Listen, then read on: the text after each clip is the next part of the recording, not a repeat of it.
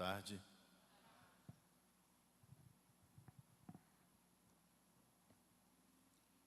Falei com o pastor Paulo, a surpresa de vir para Florianópolis, a primeira vez com frio.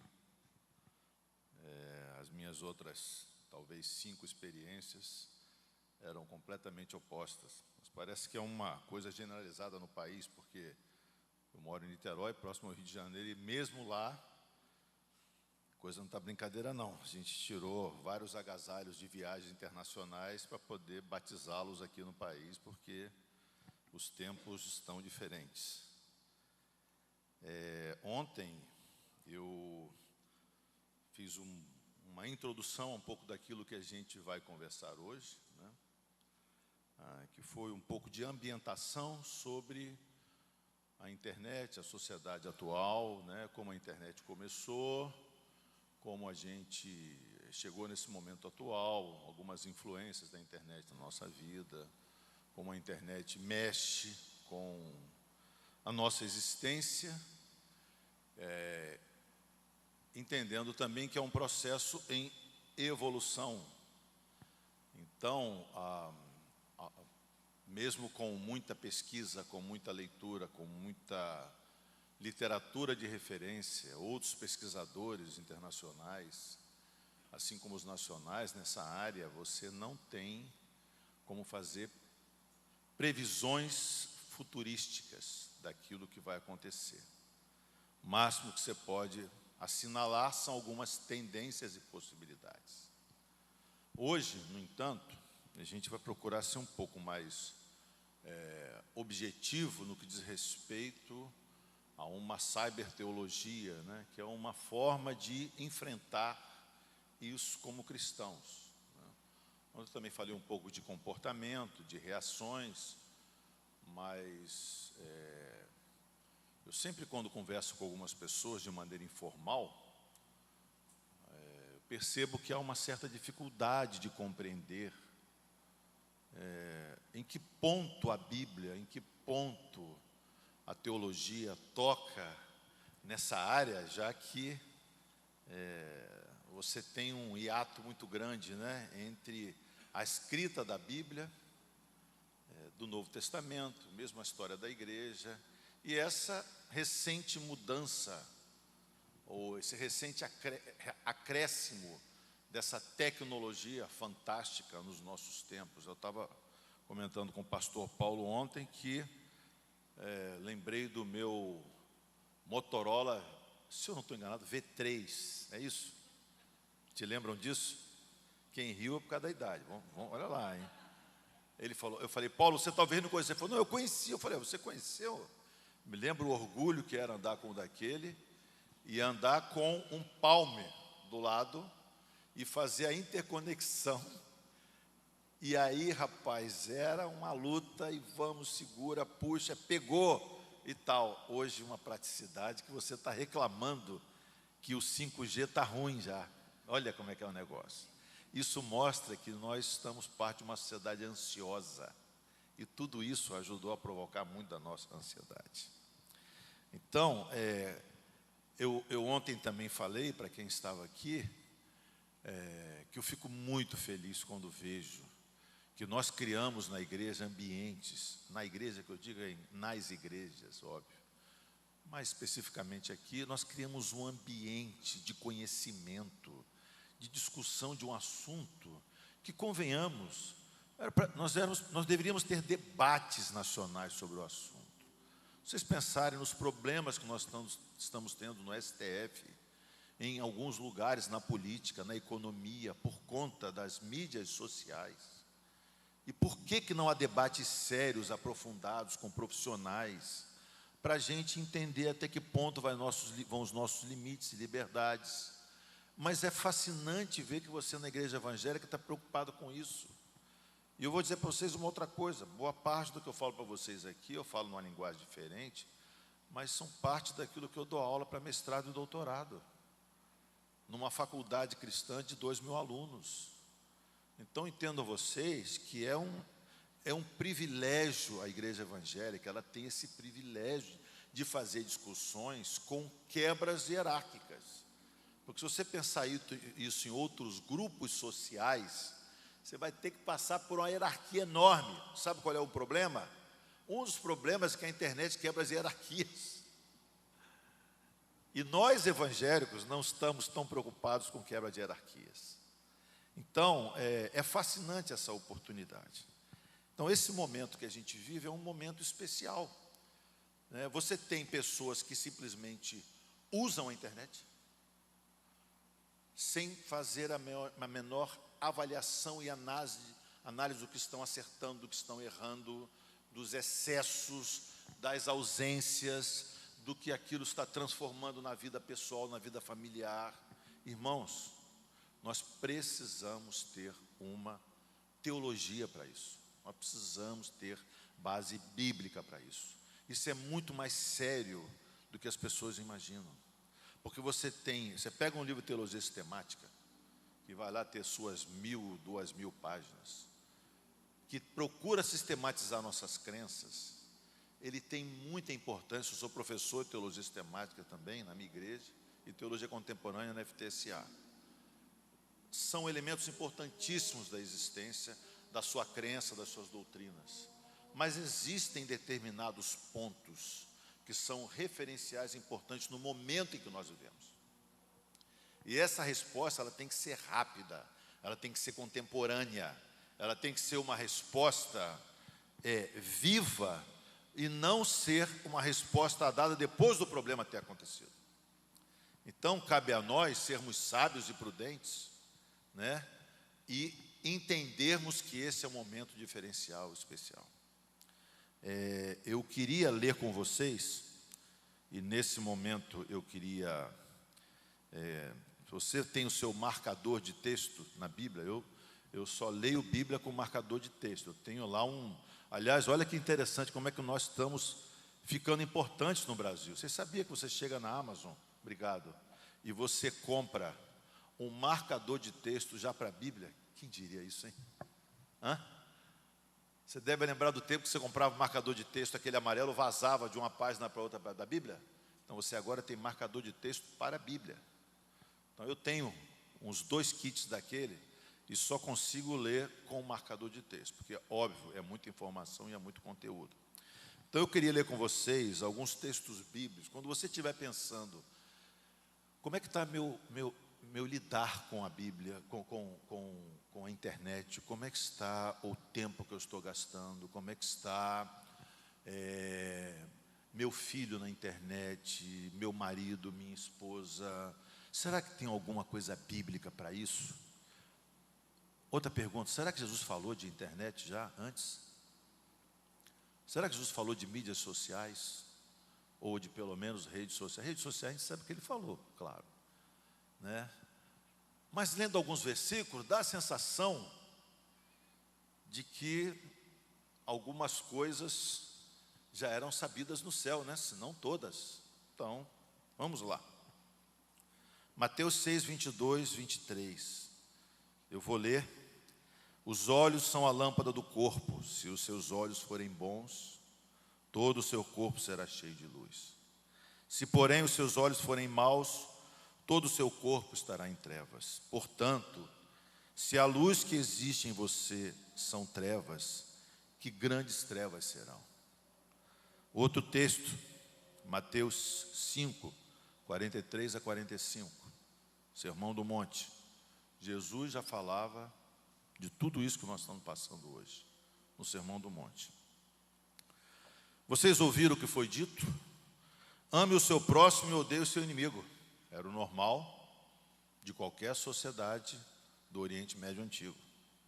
Eu, porém, lhes digo, amem os seus inimigos e orem pelos que perseguem vocês. Parafraseando, amem aqueles que dão likes em vocês e orem pelos haters,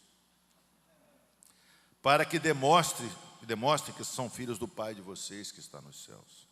Porque Ele faz nascer o seu sol sobre maus e bons, e faz vir chuvas sobre justos e injustos. Agora vamos para a primeira epístola de João 4:1.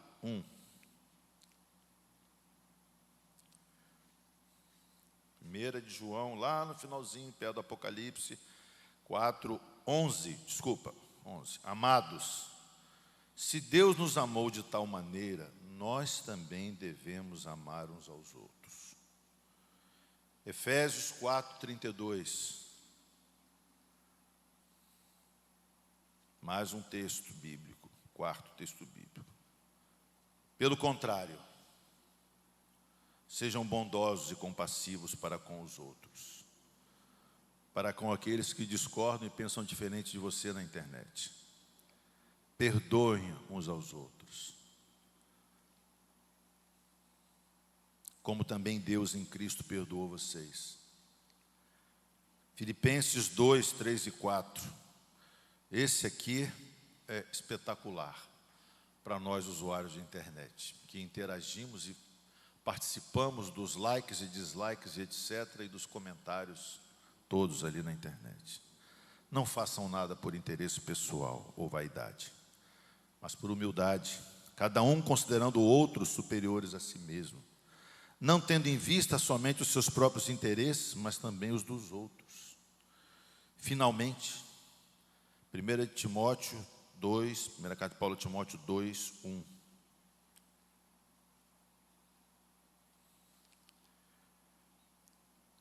Antes de tudo, peço que se façam súplicas, orações, intercessões e ações de graça em favor de todas as pessoas, inclusive as pessoas de esquerda e de direita, inclusive as pessoas que torcem para o Palmeiras, para o Vasco e para o Corinthians.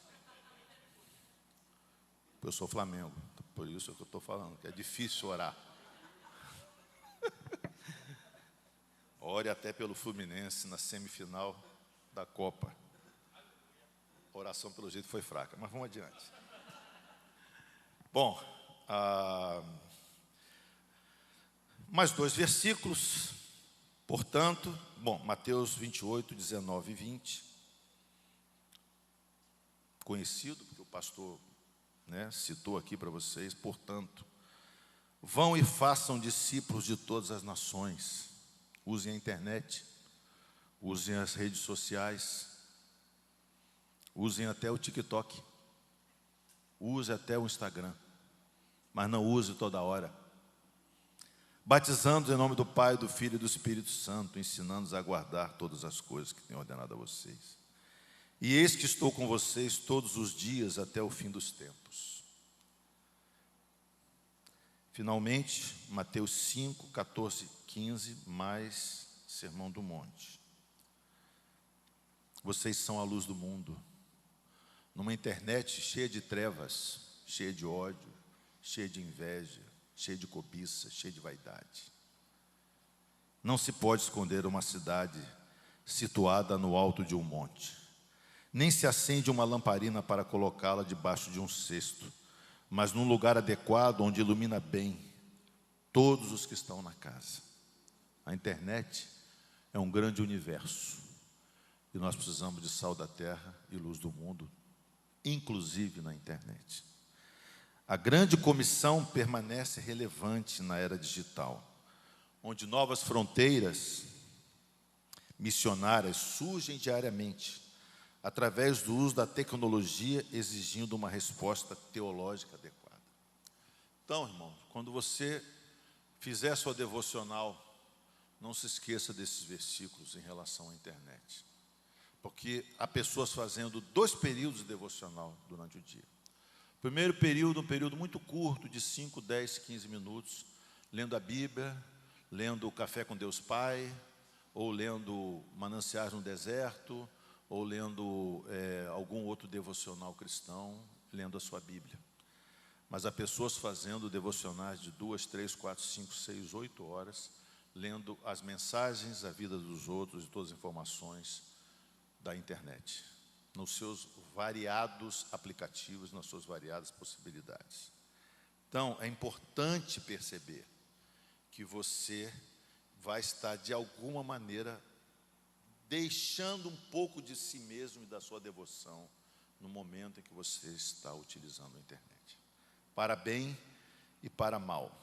Lembrando que nós falamos ontem, que nós estamos numa sociedade que tem aquilo que se chama de devoção personalizada, onde as pessoas têm práticas religiosas selecionadas de acordo com o seu interesse próprio particular, uma religiosidade à la carte.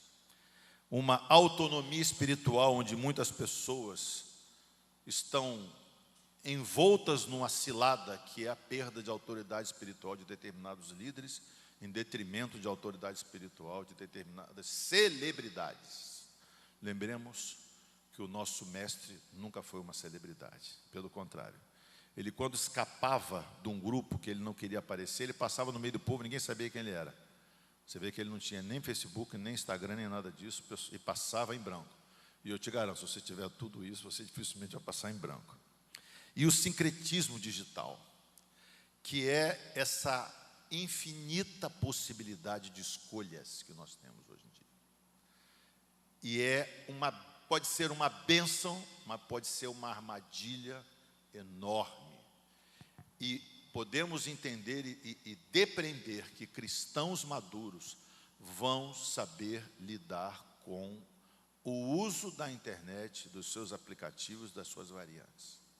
Não se esqueçam, vocês não estão lidando com uma ferramenta, uma macro ferramenta que tem seus tentáculos, de forma a estar recebendo um benefício sem propósito e interesse comercial. Sejam atentos, sábios e prudentes em relação a isso. Quem cria qualquer aplicativo, qualquer sistema, qualquer novo item tecnológico e abre caminhos à comunicação e internet, está à procura de uma coisa chamada capital, mais comumente entendido como dinheiro, mais transparentemente dito em bilhões e trilhões de dólares. Então é preciso termos sabedoria. Nós somos um povo que pensa diferente da maioria. Isso é uma característica da igreja. Enquanto a maioria está seguindo para aquele lado, nós somos aqueles que muitas vezes deveríamos estar vindo para o lado oposto. E enquanto o povo está pensando ali naquela parede, nós somos aquele povo que deveria estar pensando para após a parede, com a visão de um reino de Deus, de um Senhor soberano, que nos dá o poder para isso. Então, nós precisamos de sabedoria. Por isso, eu começo com vocês apresentando versículos bíblicos, para que esses versículos bíblicos ajudem a construir a sua teologia, e uma teologia de convivência com aquilo que nós entendemos que é o mundo digital. Há uma teórica, passa o próximo, por favor. Há uma teórica, uma estudiosa chamada Danielle Rebeleger, que ela identifica dois perfis religiosos predominantes na contemporaneidade. O peregrino e o convertido. Não sei quem já ouviu essas expressões. Se alguém puder passar aí, porque são duas colunas. E a gente observa muito isso na internet, né? Observa no país, observa na internet, no momento em que você tem tantas pessoas se dizendo cristãs. O peregrino é aquele que tem prática voluntária, mas ao mesmo tempo tem prática autônoma, tem uma prática variável segundo o interesse dele. A prática dele é mais individual do que coletiva e comunitária. Ele tem uma prática, um hábito de se movimentar para todos os lados a todo momento. E a prática dele nunca é ordinária, é sempre extraordinária. É sempre em busca de algo novo. Em contraponto, a Rebeleger identifica aquele que é chamado de convertido, que é aquele que tem obrigação, que sente obrigação, que sente que tem alguém a dar conta, algo a fazer, tem uma missão a cumprir. E que tem uma prática que ela não vem dos seus interesses particulares e pessoais apenas. Ela vem através de uma instituição. Eu ouço muito pessoas dizendo: eu cansei da instituição. Eu cansei da igreja, instituição, isso para mim não serve. Irmão, como é que essa pessoa vive em sociedade, se a sociedade é uma aglomeração de instituições? Não, mas a igreja não deveria ter esse tipo de problema. Mas a igreja é coordenada, comandada, coparticipada e existe com quem? Não são seres humanos? pastor da minha igreja, fundador da minha igreja, reverendo Antônio Elias, ele dizia o seguinte: irmão, quando você achar uma igreja muito boa, perfeita, por favor, não fique nela, que se você ficar, ela já não vai ser mais perfeita. Então tem pessoas que acham que vão achar uma igreja perfeita, que a igreja é uma imaginária, um imaginário que não existe socialmente. Da mesma forma como aqueles que imaginam que vão encontrar famílias perfeitas. Não há famílias perfeitas. A imperfeição faz parte da queda, daquilo que nos afetou a todos. Então, por que teríamos uma igreja perfeita? Então, é impressionante. Por que você não está na igreja? Eu estou decepcionado com a igreja evangélica. A pergunta é: será que alguém está decepcionado com você também? Outro diz: estou decepcionado com Deus. Você já perguntou se Ele não está decepcionado com você? Porque você fez algumas coisas que não deveria, pensou apenas em si, você não pediu perdão quando deveria, porque olha, Ele é o Criador, cara, o manual quem manda é Ele, está na Bíblia. Tem 66 capítulos do manual, 1.200 e poucos capítulos para você ler dentro do manual total. Então, por que você apenas fica dizendo ao Criador o que Ele deve fazer e não faz aquilo que Ele diz para você fazer? Então, são pessoas que muitas vezes pensam apenas em si. O convertido, ele não pensa só em si. As práticas do convertido são práticas que respeitam uma tradição. Volto a dizer que não é o tradicionalismo, é a tradição. As práticas do convertido têm a ver com o sangue derramado ao longo da história por muitos cristãos para chegar onde nós chegamos. As práticas do convertido são práticas que têm a ver com comunidade, com socorro, com ajuda. A rede de ajuda e auxílio que a comunidade evangélica dá ao brasileiro, principalmente das classes mais baixas, é superior a muitos planos de saúde, é superior a muitos planos e propostas governamentais. Não são poucas as vezes que eu ouço gente dizendo: tive um problema e recorri a uma pessoa da igreja que me ajudou.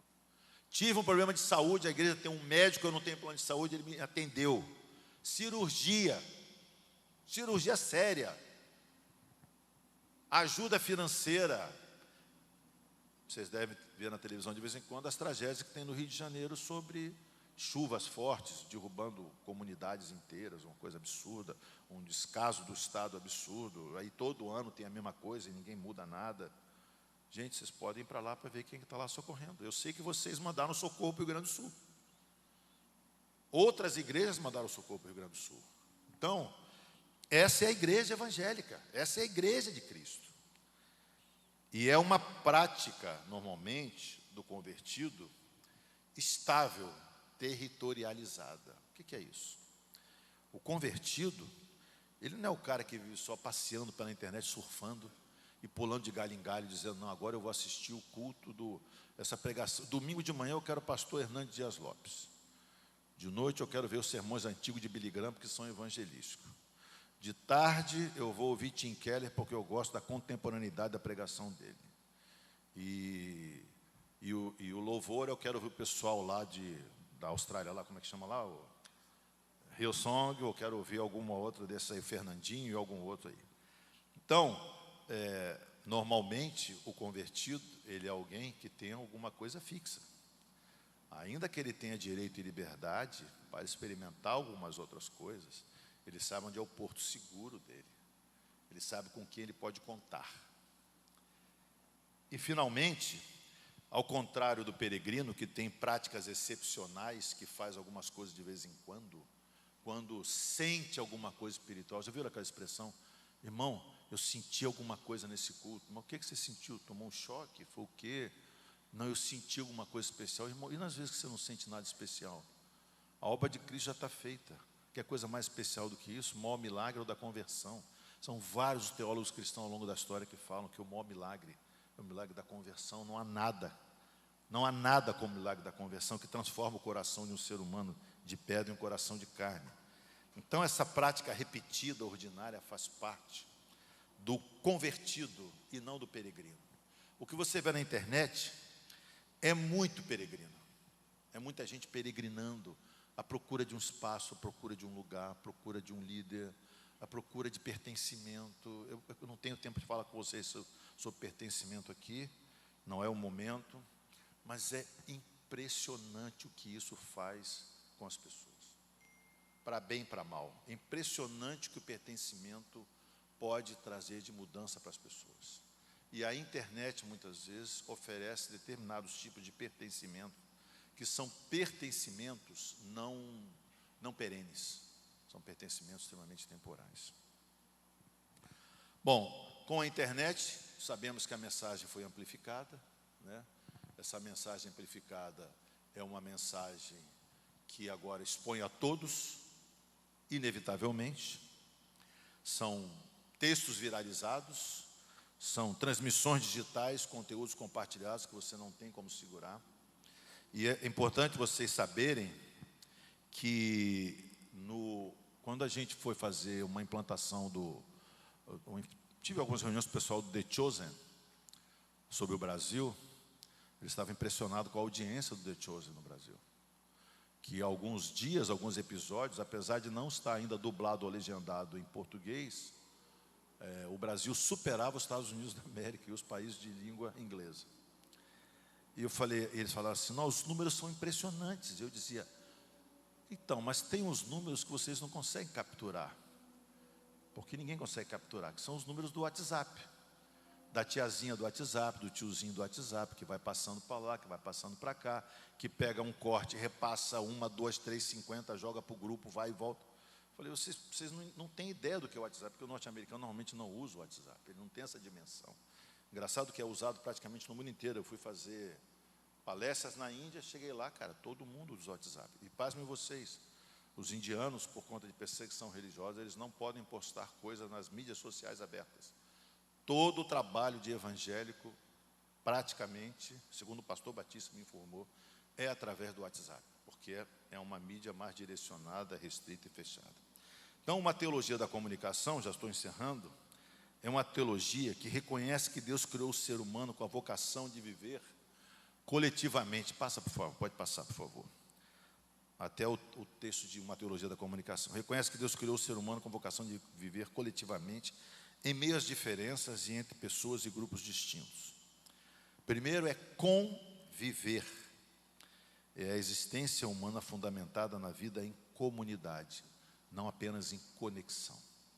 É muito mais do que conexão. Segundo é companhia. É compartilhamento de vida, experiências, como expressão da natureza relacional humana. Também é comunhão. Convivência compreensiva entre pessoas criadas à imagem de Deus. E é comunicar, interações que vão para além de si próprios e dos limites geográficos. Essa é uma teologia da comunicação, que, abalizada com os versículos bíblicos que nós temos, que nós lemos, nos dão uma perspectiva maior, mais ampla, mais sólida, do momento em que nós vivemos com aquilo que a internet faz de intervenção no nosso dia a dia.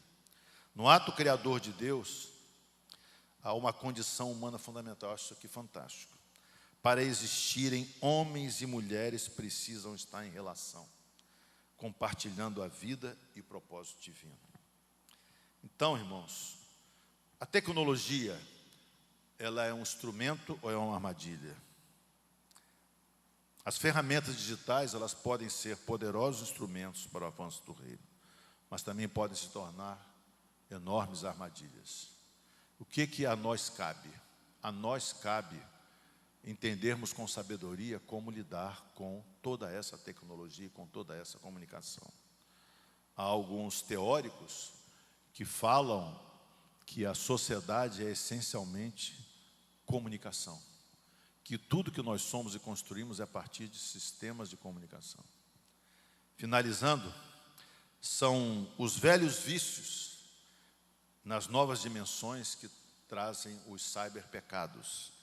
Se puder passar até esse slide, pode passar mais um pouco aí. Primeiro, o risco da difamação, que é uma coisa que acontece muito. Antigamente você tinha um boato local. Alguém fazia uma fofoquinha. Hoje, você faz uma difamação viral que atinge milhões em alguns instantes. Se recolher a fofoquinha e consertar a fofoquinha já era difícil, irmãos. Hoje, recolher ou suprimir a difamação viral, eu diria que é impossível. A ira, que antes você tinha uma discussão face a face, e nessa discussão face a face você se irava, acabou ali, virava as costas, você podia até deixar o sol se pôr sobre a vossa ira, que eu não deveria, mas vamos lá que você deixasse. Acontece que ataques coordenados online, o famoso cyberbullying, é algo que tem bombado, digamos assim, na internet. Nós precisamos estar muito atentos a isso, não fazer parte disso. A inveja, que antes era uma comparação com uma pessoa ou outra no seu ambiente geofísico, geográfico, físico, temporal. Você olhava e dizia, puxa, eu queria um carro como esse. Eu queria uma empresa como essa, eu queria esse trabalho. Irmão, hoje, se você passar 1 minuto na internet, você vai ter mais informação de automóvel, de empresa, de emprego do que você pode imaginar. Nós vivemos numa overdose de informações. A inveja, a ira, a difamação são completadas com o orgulho, que antes era da vaidade pessoal e ficava muitas vezes restrita, e você tinha a sua área limite. Hoje é a busca incessante por likes e validação digital. E são esses famosos velhos vícios se ampliando por conta do limite infinito que o ambiente digital provoca e intensifica. Tudo isso provoca um fenômeno dos influenciadores cristãos. Nós tocamos um pouco nesse assunto ontem, mas eu queria ser um pouco mais sistemático na análise deles, até para vocês terem isso em mente. Primeiro, vocês podem reparar que eles são líderes sem supervisão. A maior parte desses influencers digitais, a maior parte, não digo todos, nem poderia dizer, são líderes sem supervisão que conquistam multidões de seguidores, sem receber qualquer supervisão ou cobertura institucional nos moldes tradicionais. Muitas vezes você tem alguns que se autoajudam, criam uma pequena rede, mas não necessariamente submetendo a supervisão. As métricas, os números, os likes, os compartilhamentos importam mais do que a teologia. Essa é uma outra questão que acontece em geral. Frequentemente, engajamento digital vale mais do que profundidade e ortodoxia teológica. É muito melhor ter gente me seguindo do que eu estar preocupado com uma teologia. Também é um local apropriado e adequado para culto à personalidade. Normalmente, você vai ver que alguns desses são, conhecendo de perto, eu conheço alguns, são pessoas extremamente personalistas, arrogantes, autossuficientes e passam por cima de qualquer um que estiver à frente deles. Eles criam comunidades online baseadas em carisma e personalidade individual, não em doutrina, testemunho pessoal ou tradição eclesiástica. E, finalmente, alguns deles, se não todos eles, ou boa parte deles, digamos assim, são aqueles que ensinam sem ter base de conhecimento. Se sentem autorizados a falar aquilo que dá vontade, dar opinião sobre tudo, comentar sobre tudo. Eu tenho alguns em mente aqui. Esse dia eu estava assistindo um deles, que ele comentou sobre um escândalo de um pastor, um adultério. Eu achei muito triste quando ele falou assim, eu não vejo, agora eu falando, eu não procuro e não vejo, alguém mandou para eu assistir. E eu fui assistir. E ele falou assim, irmãos, eu estou comentando isso aqui com vocês, não que eu goste de fofoca, nem de queira prejuízo de ninguém. Estou comentando apenas para a edificação da igreja. Eu falei, Jesus, toma conta. Então, quase que eu dei lá como é que fala, um dislike ou coisa, é porque eu não tenho mídias sociais, deu vontade. Falei, rapaz, mas que sujeito cínico. Ai, e aí, assim, posando de bom moço, que estava pensando na igreja. Vocês têm noção da repercussão desse vídeo dele? Né? Não sei, vocês sabem quem é, depois vocês pesquisam, eu não vou falar nada disso. Eu queria finalizar, agora finalizando mesmo, senão eu vou ter a orelha puxada, lembrando a vocês que na era digital, cada palavra nossa tem uma responsabilidade. Mateus 12, 36 e 37 diz: eu vos digo que toda palavra frívola que proferirem os homens hão de prestar contas no dia do juízo. Porque pelas tuas palavras serás justificado e pelas tuas palavras serás condenado. Isso aqui é um texto do Antigo Testamento? É do tempo da lei? Não. Isso é a palavra de Jesus. Como tem uma galera dizendo aí que Deus no Antigo Testamento era ruim, no Novo Testamento ele está mais calminho, porque tomou um bom chá de camomila e tal, e ficou mais calminho. Jesus chegou e aí renovou o Deus que já estava meio carrancudo, e deu uma vida nova, filho novo, né, pastor Paulo? Aí, beleza, renovou Deus estava renovado, porque Jesus chegou, é gente nova na casa e tal. Filipenses 4:8 também pode fazer parte da nossa base bíblica para a nossa teologia online. Finalmente, irmãos, tudo que é verdadeiro, tudo que é respeitável, tudo que é justo, tudo que é puro, tudo que é amável, tudo que é de boa fama, se alguma virtude há, e se algum louvor existe, seja isso que ocupe o pensamento de vocês. Cada interação online, seja um comentário, uma postagem, um compartilhamento, ecoa de forma amplificada, exigindo de nós um cuidado e discernimento ainda maiores. Que Deus nos abençoe a lidar com a internet e nos abençoe a abençoarmos pessoas para que elas saibam lidar com a internet, e nos ajude a divulgar a palavra de Deus pela internet, para que as pessoas tenham base bíblica para aquilo que fazem na internet. Obrigado.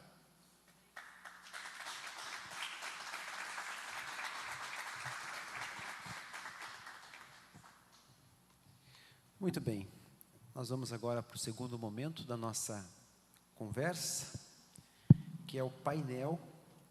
E eu quero convidar o pastor Luciano para estar subindo. Vamos aplaudir a Jesus pela vida do pastor Luciano.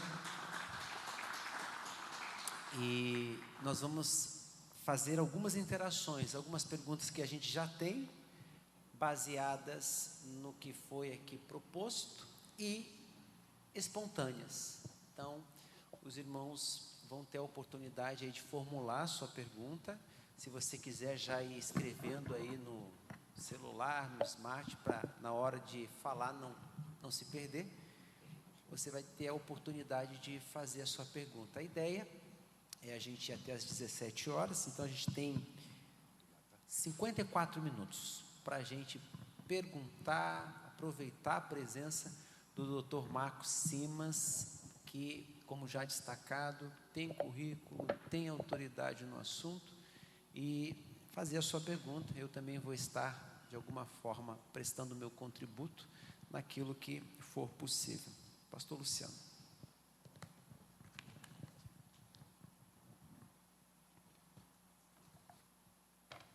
Graça e paz. Pastor Marcos Simas, primeiramente, tarde maravilhosa. Escutá-lo nos enche de sabedoria e ânimo.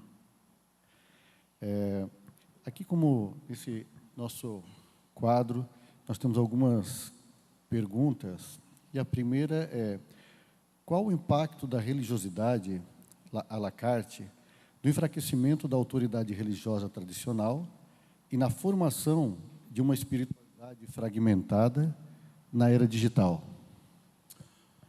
Bom, essa fragmentação, esse enfraquecimento de autoridades, ele não acontece apenas por causa da internet. Ele vem acontecendo antes, é um movimento que vem acontecendo antes da internet. Apenas a internet cria um ambiente propício para que isso se intensifique. Eu gosto muito de compreender a internet, a influência dela, com algumas palavras que mostram como é que ela funciona. A chegada dela torna tudo mais intenso, mais rápido. Porque, gente, comunicação sempre foi aquilo que nós fizemos a vida inteira para se relacionar. Redes sociais, às vezes eu estou escrevendo um artigo científico, me dá vontade de botar redes sociais digitais.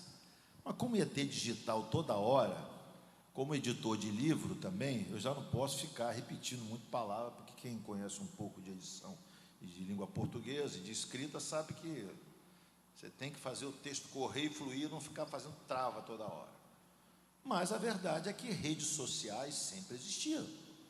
Aquele futebolzinho para quem joga um determinado dia, na quinta-feira, está lá um grupo, é uma rede social. Está lá. Né? Para quem encontra com os amigos fazer um churrasquinho, é uma rede social. As mídias sociais, elas também sempre existiram. Por quê? Porque você tinha mídias que faziam conexões entre pessoas. O que acontece com a internet, com as mídias sociais digitais, né, é que isso tudo se intensifica e potencializa. E fica uma coisa sem controle, porque você perde a noção e referencial de tempo e de espaço. Que você não tem mais limitação de espaço. Vejam vocês que nós estamos aqui em um grupo hoje. Aquilo que é falado para o grupo, está falado para o grupo. Mas se está gravado e for transmitido online, quantas pessoas assistiram? Não sei. Hoje você não pode mais dizer que a sua audiência é 100, 200, 300, 500 mil. Sabe por quê? Porque as pessoas aprenderam a fazer os cortes e a replicar em mensagem no WhatsApp. E o WhatsApp ainda não dá para você quantificar. Pelo menos por enquanto. Então, por conta disso, essa religiosidade à la carte, que é resultado de um enfraquecimento de instituições, ela acontece na internet um pouco mais. Por quê? Porque, lamentavelmente, nós temos pessoas na internet, eu às vezes não consigo entender bem o que alguns pastores fazem na internet, qual a intenção. Talvez a intenção seja causar, que é uma expressão antiga, não sei nem se usa ela hoje na internet. Hoje é hypar, como é que é? É isso mesmo? Está hypado, né? Que é o cara que dá aquela forçada, estourou, tá. Porque, cara, eu vejo alguns pastores que ficam falando mal da igreja, falando dos pecados da igreja, dos problemas da igreja. Aí eu vejo antropólogos e sociólogos, espiritualistas, ateus e etc., filósofos, que falam bem da igreja. Eu falo, meu Deus, quem está ruim, quem está certo, quem está errado nessa história? Aí quando eu vou ver empiricamente o que acontece, eu penso assim, espera aí, quanta gente eu conheço que foi salva, mudou de vida, parou de trair a mulher, parou de beber, parou de bater na mulher, parou de apanhar da mulher, parou de... Ué, quanta gente você conhece? Então essa igreja é tão ruim como alguns dizem assim. Só que esses caras estão criando uma desconstrução de uma imagem, de uma instituição que é inatingível. Sabe por quê? Eu sempre me pergunto, eu estava conversando com um antropólogo da Folha de São Paulo, eu falei para ele, cara, o que querem dizer com igreja evangélica, hein? São mais de 2.000 denominações, 60 milhões de pessoas, mais de 200 mil templos, há quem diga que são mais de 300. O que você quer dizer com igreja evangélica?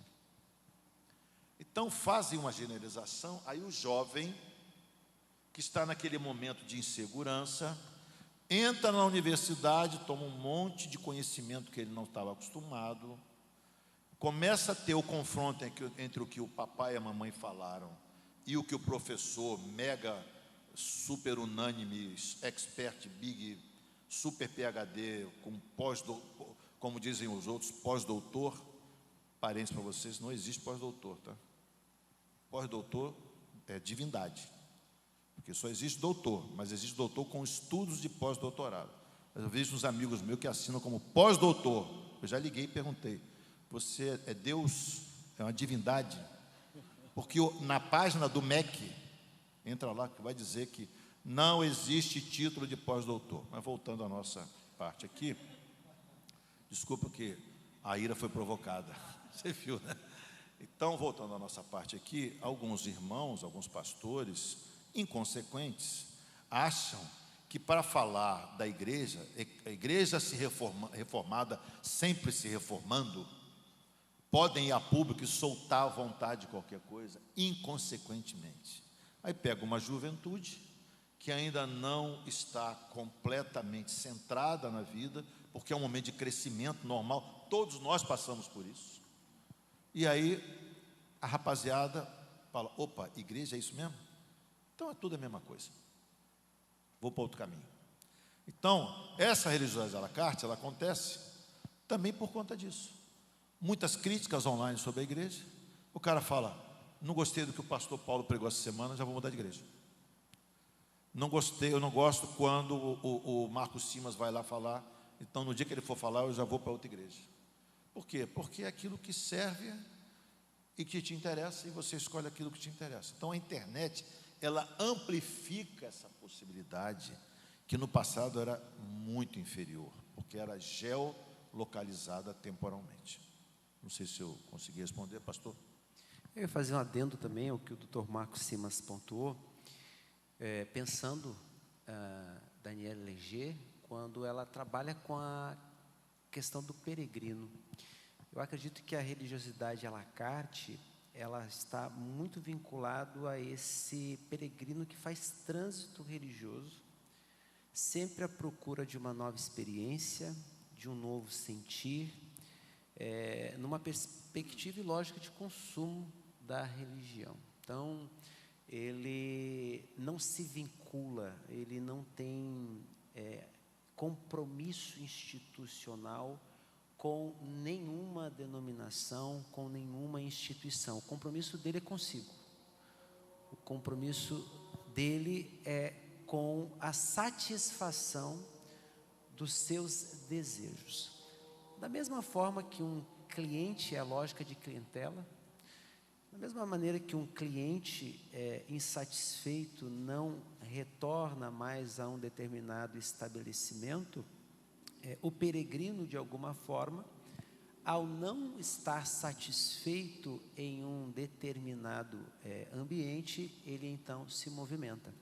O Antônio Pierucci, da USP, falecido, ele dizia, weberiano, que se aumentou muito a oferta, e eu acho que isso ajuda a gente a entender o porquê dessa religiosidade à la carte. Não é que o Brasil esteja mais religioso, é que a oferta religiosa é maior.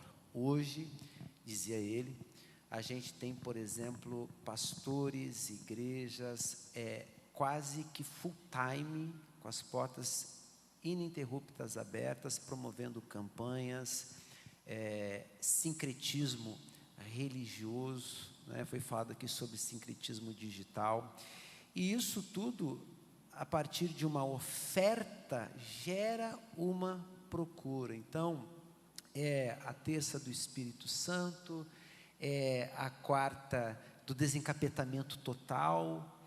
Então, as pessoas que estão expostas a esse tipo de oferta, a partir de uma dor que elas sentem, há uma identificação, há uma procura. Então, a questão é: será que o Brasil se tornou mais religioso, ou será que a oferta religiosa, sobretudo de movimentos denominados neopentecostais, que é muito importante a gente, quando fala em protestante, evangélico, pentecostal, neopentecostal, saber fazer essa classificação, porque parece-me que nem sempre há uma interpretação desses grupos. Para alguns, até mesmo mais filiados a uma perspectiva positivista, cientificista na universidade, que são analfabetos em relação ao fenômeno religioso, para eles... Não tem lugar de fala?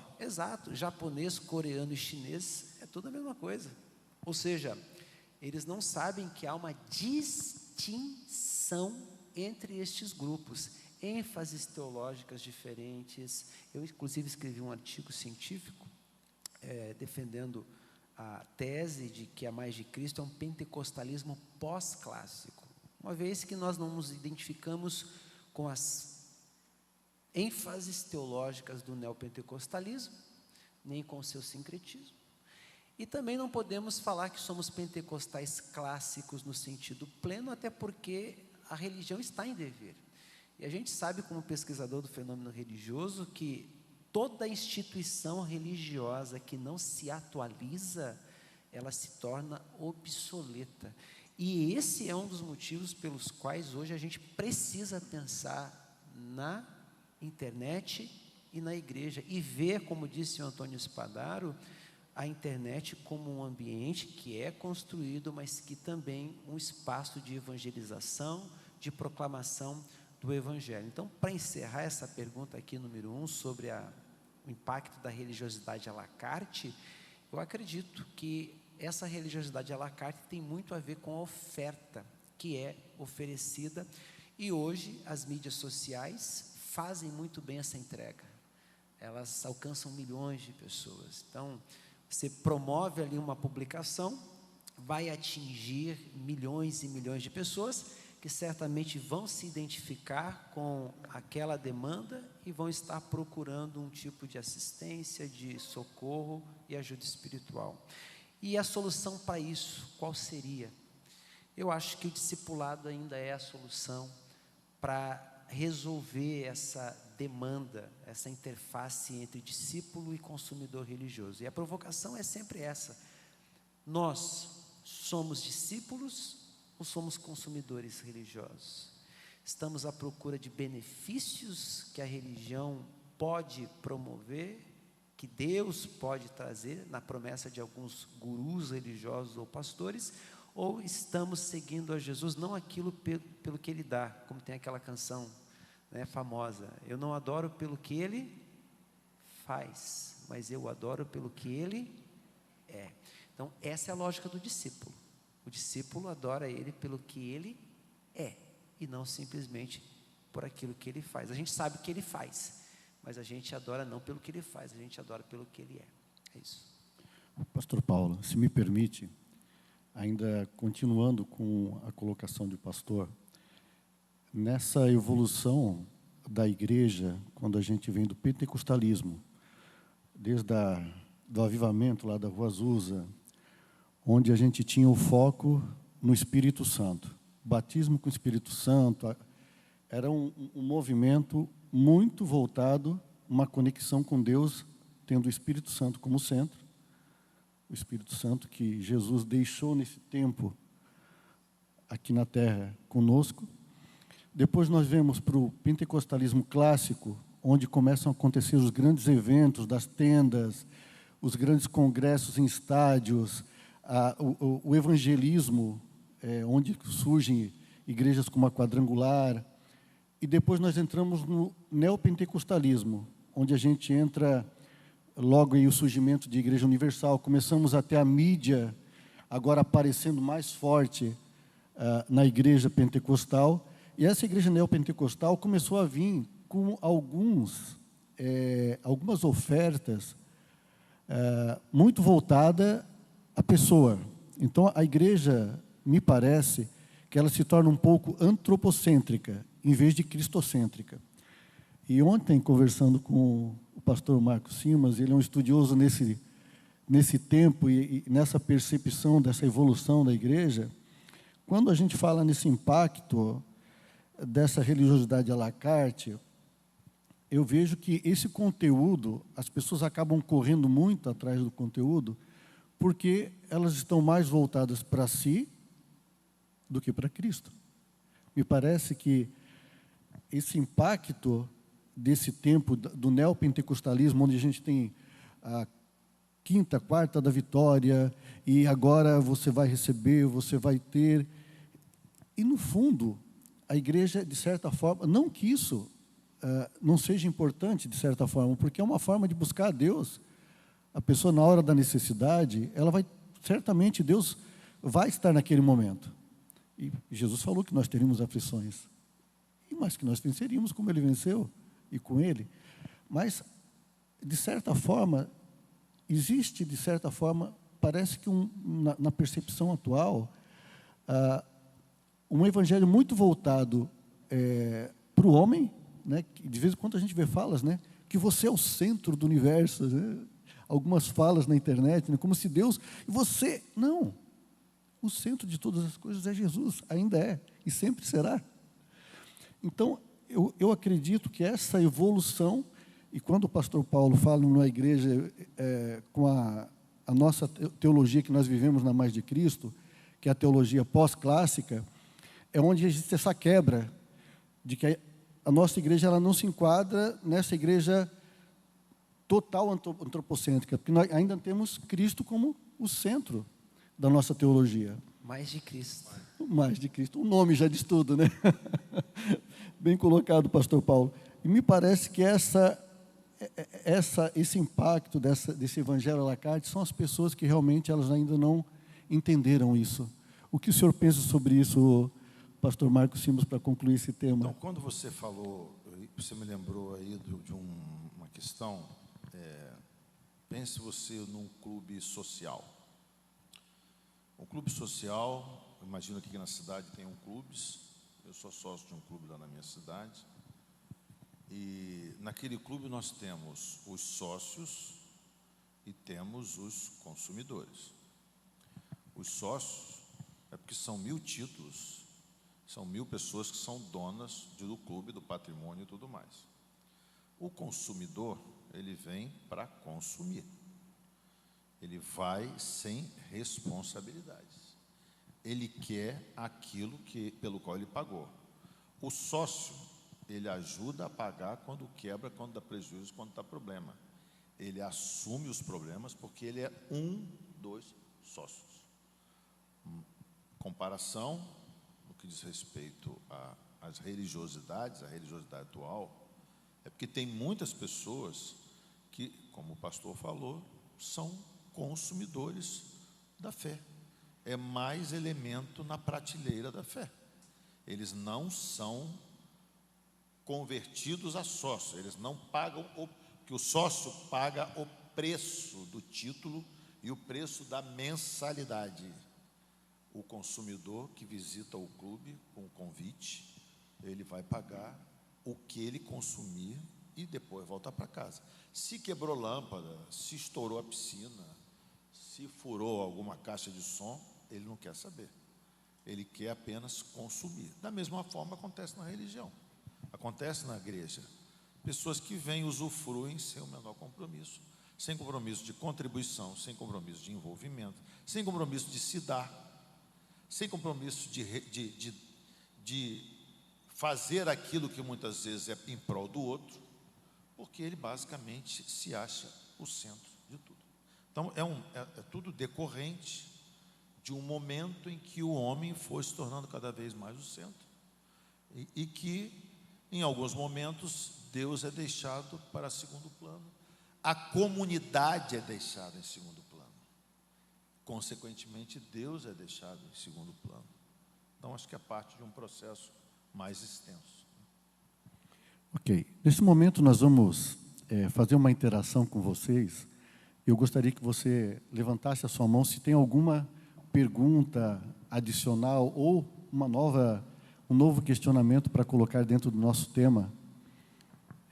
Fique à vontade, levante a sua mão. Nosso amado irmão vai levar ali o microfone. Pastor Sérgio. Obrigado. Dr. Marcos, um prazer conhecê-lo. Prazer meu, boa tarde. Gostaria de saber também, dentro desse contexto tecnológico que nós vivemos, como é que fica, a partir deste momento, que está tão em voga, a inteligência artificial? Então, eu tenho conversado com tanta gente, conversei tanto com ele, que eu já estou naquela idade que eu nem lembro se eu falei para a igreja ou se eu falei para ele. Então, eu estou assumindo minhas fraquezas. Orem por mim. Mas eu tenho um grupo que estuda religião na internet. É um grupo online. Claro, tinha que ser, né? É até bom ser online para a gente. É porque não dá para encontrar fisicamente. Tem um que é de Recife, o outro é de Londrina, o outro é do Rio, o outro é de São Paulo. E aí tem adventista, tem gente de todo lado lá. E nós temos no grupo 2 especialistas em inteligência artificial. Desde que saiu o ChatGPT 4, as pessoas ouviram falar para valer do negócio chamado inteligência artificial. Por quê? Porque você passa a carregar com você. Lê do engano, porque a inteligência artificial já carregava você há muito tempo. Só que agora você carrega ela, porque você tem um aplicativo. É o Gemini, é o Microsoft, o Pilot, é o ChatGPT e tem vários outros.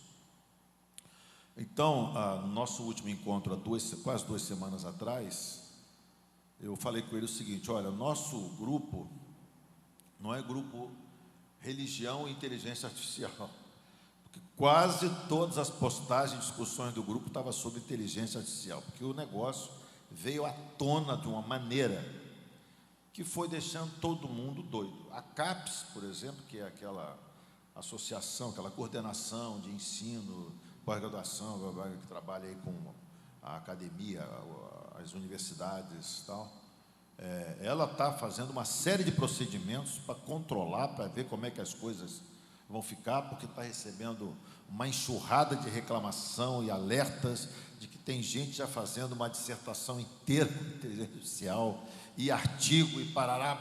Eu falei, rapaz, o negócio está pegando fogo. E quando pega fogo na CAPES, é porque já pegou fogo no país inteiro, porque a CAPES é um pouco lenta, para não dizer demais.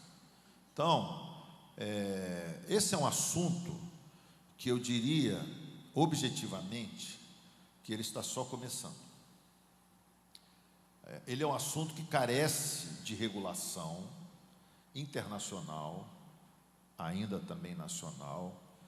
É um assunto que nós estamos apenas utilizando os brinquedos. Fazer uma distinção: é o carrinho de brinquedo, quando você tem 5, 6 anos, é o garotinho com carrinho de brinquedo, e é o adulto com 40 anos com o seu carro de verdade, que vai levar você de um lugar para o outro, pode trazer um acidente para você, pode provocar um acidente com ele, você pode provocar uma tragédia, e você tem responsabilidade sobre ele. Por enquanto, irmão, nós estamos na fase do carrinho de brinquedo da inteligência artificial. Então, nesse último encontro, os 2 mais especializados começaram a falar de inteligência artificial, e eu que ando lendo um bocado, ouvindo palestras, ouvindo tal, falei assim: puxa vida, meu carrinho de brinquedo já está muito infantil, eu preciso pegar um carrinho mais moderno, porque tem coisa tão avançada que agora nós decidimos que no grupo eles vão fazer um nivelamento para os 12 entenderem o básico, para não ficarem repassando para frente coisas que são mitos sobre a inteligência artificial. Então, muito do que se fala é aquela ideia do jornalismo, eu também sou jornalista, que diz assim: vamos botar um negócio que chame atenção para que as pessoas deem atenção, deem like, questionem, comentem, para a gente ter repercussão sobre inteligência artificial. Porque inteligência artificial já é usado há muitos anos em movimentações bancárias, em compras pela internet. A Amazon sem inteligência artificial não seria o que é, né? Então, nós já temos inteligência artificial já há algum tempo. Acontece que estamos numa fase que algumas interações da inteligência artificial estão começando a entrar em zonas de risco e de perigo, porque há situações, digamos, relatos de alguns experimentos em algumas empresas, porque, olha, lembre-se, se tem um segmento hoje que está recebendo muitos bilhões de dólares de investimento, é inteligência artificial. Então, quando se põe muito dinheiro, é para recolher muito dinheiro de volta várias vezes mais. Então, o que eu diria é que Primeiro, ela depende do ser humano. Ela não vai ser aquela inteligência que vai fazer as coisas sozinha, por enquanto, até uma certa fase. Dizem alguns estudiosos que são 5 fases, até agora, porque pode virar 6ª, 7ª, 8ª, porque está em progressão, então você nunca sabe quando acaba. Dizem que nós estamos na fase 2. O que vai vir? Não sei. O que vai atrapalhar ou ajudar na religião? Não sei. Sei que no meu caso eu usei a inteligência artificial para me ajudar a fazer a apresentação do data show, facilitou um bocado. Mas eu fiquei mais 2 horas fazendo correção, porque a inteligência artificial estava cheia de defeito real.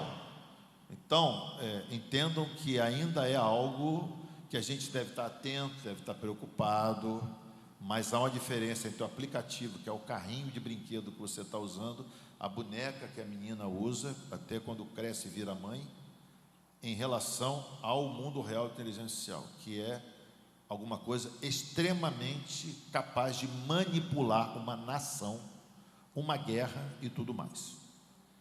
Isso está sob observação de vários governos, empresas, investidores, etc. Mas não chega a nós. Então, quando esse rapaz manda uma série de relatórios e comenta certas coisas, tem coisas que ele fala no grupo, isso aqui eu sou por meio de um profissional que é do governo, isso aqui não pode nem ser tornado público, você tem uma ideia. Então tem um monte de coisa acontecendo. Isso é o máximo que eu posso dizer, não sei se eu for objetivo, o pastor pode completar aí mais alguma coisa. Eu acho, pensando nessa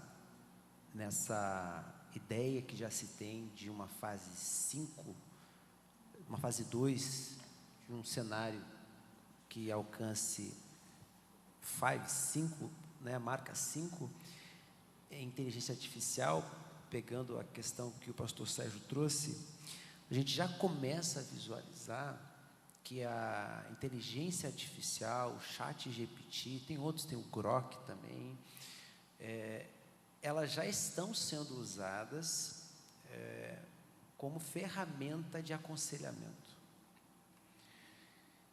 E isso vem a calhar na fé privatizada, naquela busca pessoal por respostas, o que fazer, o que comprar, o que você tem a dizer acerca disso, este investimento, a pessoa interagindo com a inteligência artificial, devo fazer isso ou não? Qual é a sua opinião? Recebi uma proposta tal. Você acha que essa proposta é viável? Devo fechar negócio? Ou seja, no passado a pessoa ia procurar um advogado, ia procurar às vezes até um líder espiritual. Olha, pastor, queria que o senhor orasse por mim, estou pensando em trocar de casa, estou pensando em comprar um carro novo. Hoje a pessoa pensa assim, eu não vou incomodar o pastor, eu não vou ligar para o advogado, eu vou fazer aqui uma pesquisa rápida para ver o que o ChatGPT tem para me dizer. Aí o ChatGPT joga em sites que você nunca percepcionou e você diz, uau, eu acho que eu não vou comprar porque realmente ele já trouxe para mim aqui a informação dos fóruns de discussão, de debate, reclame aqui, um monte de reclamação desse veículo, então eu já não vou comprar mais. Só que você começa a perceber que isso está ocupando uma dimensão na vida humana quase que panóptica, ou seja, quase que no todo. E isso põe em crise, de alguma maneira, a figura do líder desqualificado. Autoridades, né? Exato. O líder desqualificado, diante desse cenário de informação que nós estamos vivendo, vai ficar para trás. Só um comentário que você falou, desculpa interromper. Eu e meu filho adquirimos um imóvel juntos no mês passado. Aí o contrato chegou, ele falou assim, pai, estou te mandando aí a análise do ChatGPT sobre os problemas do contrato.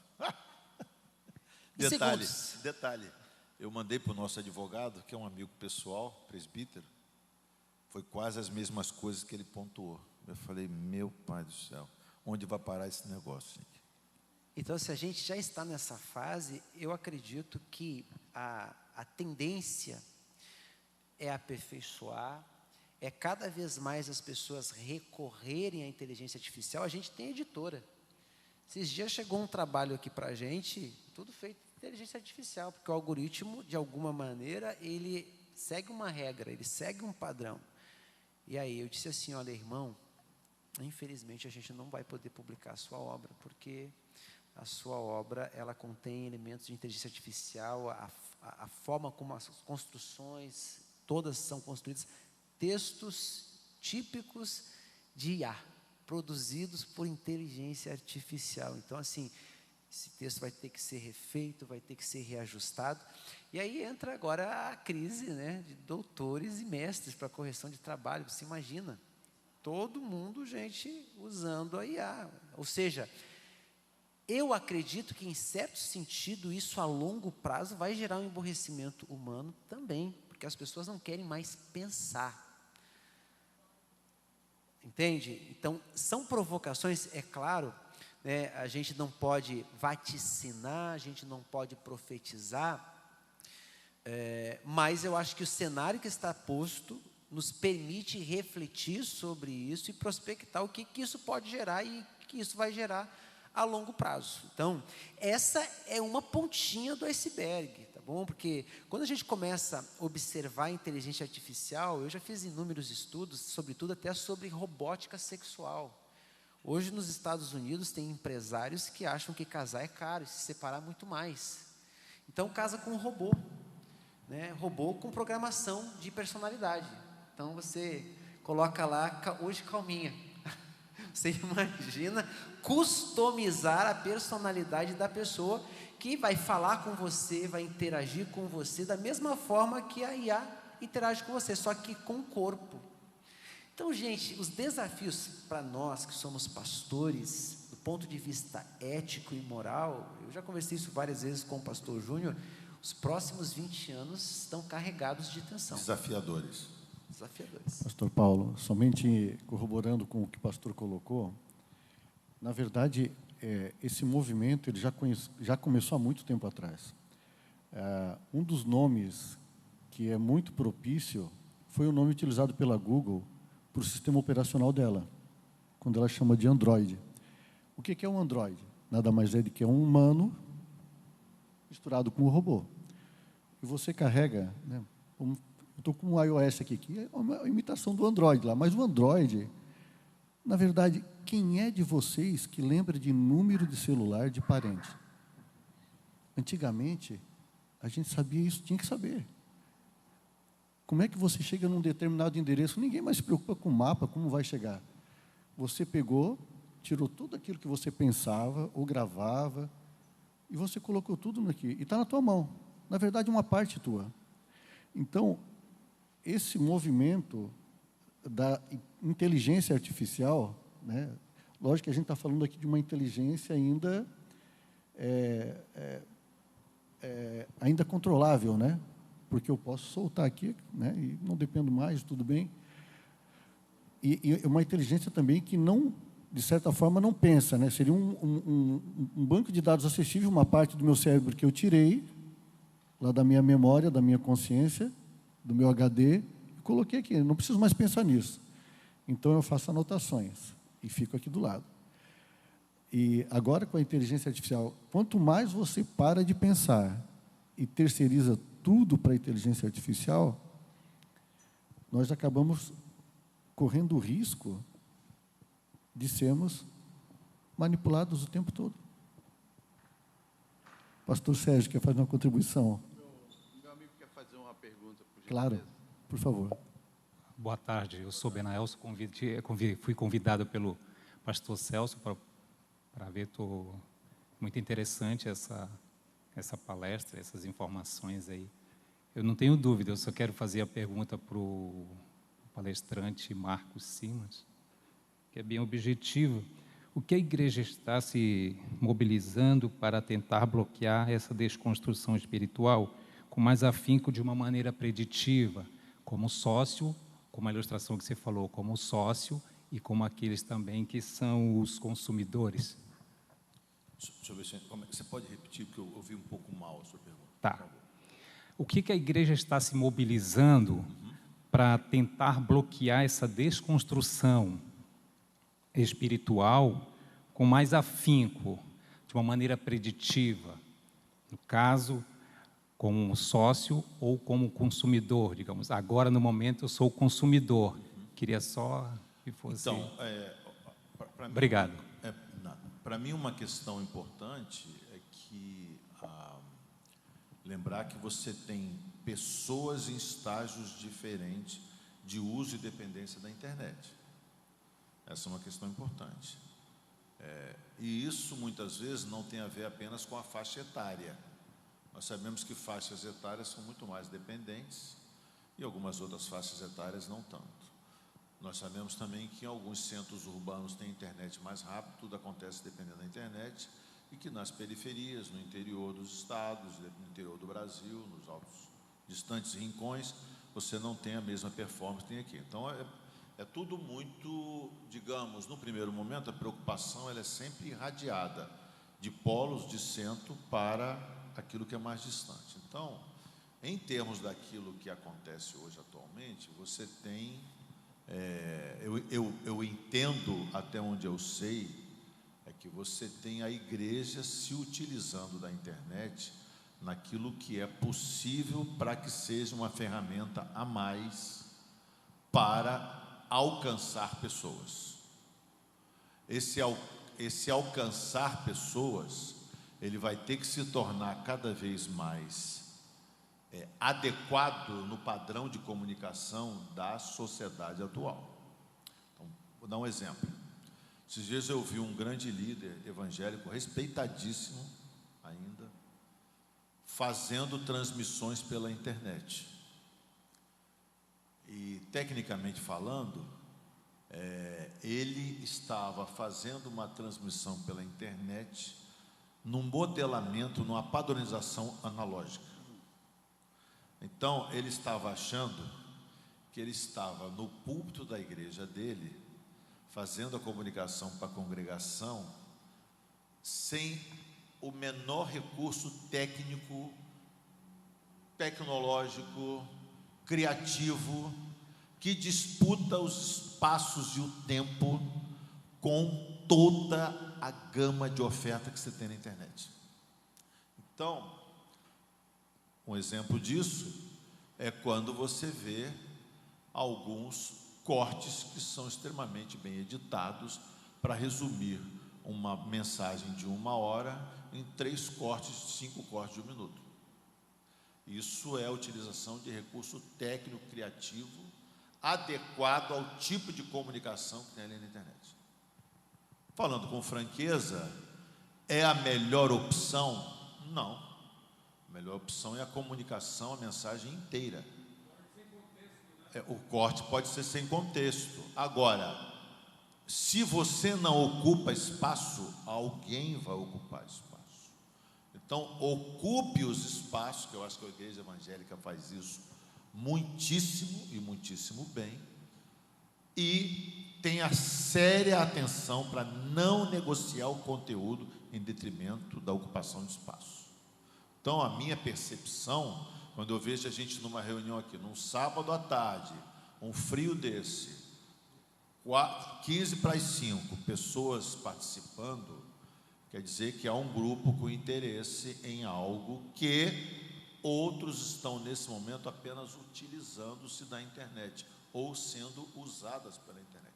Porque a internet ela também tem uma dupla função, uma dupla existência. Ou você usa a internet a seu favor, ou ela vai usar você em favor dela. Não há passividade em termos de agente. Alguém é agente. A existência humana é sempre com agentes. E quem comanda a internet são agentes humanos. E tem ferramentas utilizadas pelos seres humanos para usarem as pessoas na internet quando as pessoas não têm essa percepção e maturidade. Então, o que nós estamos hoje é num tempo de amadurecimento da utilização da internet. Todos estamos nesse amadurecimento. Todos estamos refletindo, pensando. Então, eu imagino que vocês sejam como eu. Tem dia que você fala assim: hoje eu não vou acessar nada. Senhor, me ajude. Ora lá de joelho, vai lá, clama. Vou fazer jejum de internet. Vou fazer jejum de internet hoje. Hoje jejum difícil. É mais fácil fazer de comida. Eu nunca pensei que ia dizer isso, né? Mas tem gente fazendo isso, né? Tem gente dizendo: vou fazer igual os pais do deserto lá. Eu vou para os eremitas. Eu vou pegar e vou desligar o celular por 5 dias. Ou prova, irmão. É uma prova espiritual comparada aos 40 dias do deserto de Jesus, para alguns. Então, nós estamos em momento e tempo de transição. Todos estamos aprendendo. E você sabe por que a transição demora? Porque está acontecendo tudo muito rápido. Muito rápido. Se você pensar o tempo que existe o Instagram, para valer, eu não creio que tenha 10 anos. Olha, tira o Instagram do ar para você ver o que vai acontecer. Abstinência. Você tem que tratar o cara igual quem trata em casa de recuperação para se livrar das drogas, porque a intensidade de uso e a dependência é assustadora. Aliás, já há estudos neurológicos, psiquiátricos, psicológicos sobre esse tema. Então, eu entendo que a igreja, ela está ocupando espaços e também tateando, cometendo erros e acertos, o que é perfeitamente normal. Vocês não têm noção da quantidade de dinheiro que os grandes grupos de comunicação estão gastando para tentar manter presença na internet. Bilhões de dólares, não só no Brasil, no mundo inteiro. Por quê?